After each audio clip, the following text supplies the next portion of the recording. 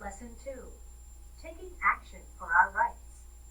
I will know about people who fought for the rights and freedoms of our country's citizens.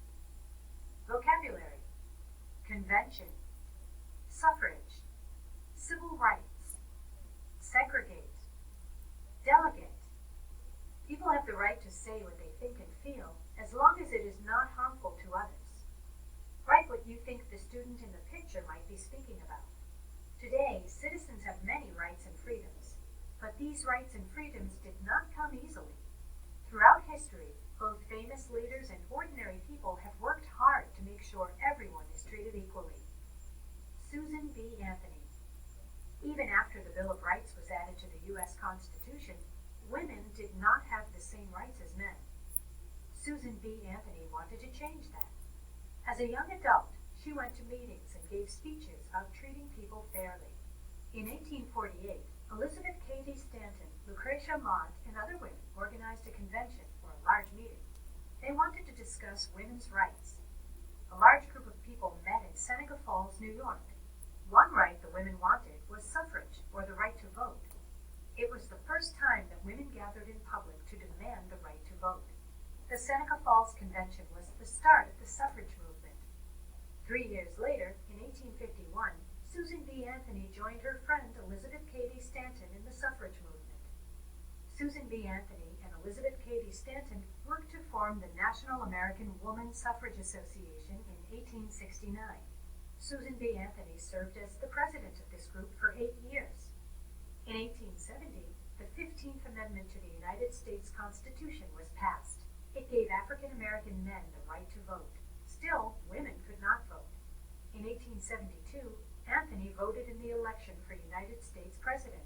This action was against the law, and she was arrested.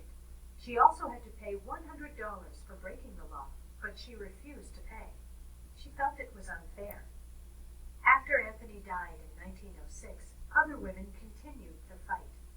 Finally, in 1920, the 19th Amendment became law. Women had won the right to vote. Thurgood Marshall. Thurgood Marshall worked hard for civil rights.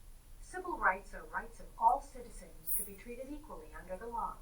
Marshall believed that all citizens, not just some citizens, should have civil rights. Marshall grew up in Baltimore, Maryland.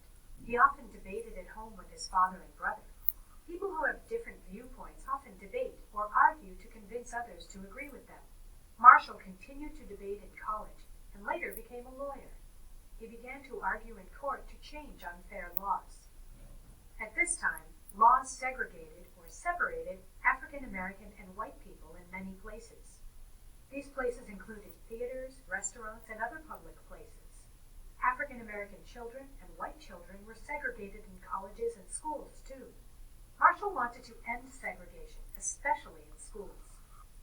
Reverend Oliver Brown, an African American, wanted his daughter, Linda, to attend a school for white students.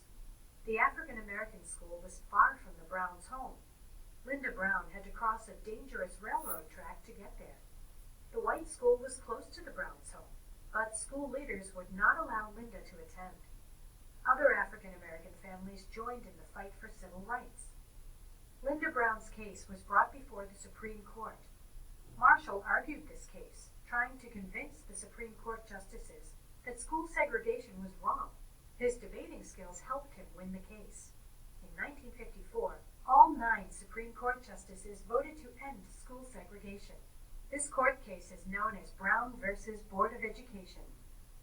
Marshall continued to protect people's rights.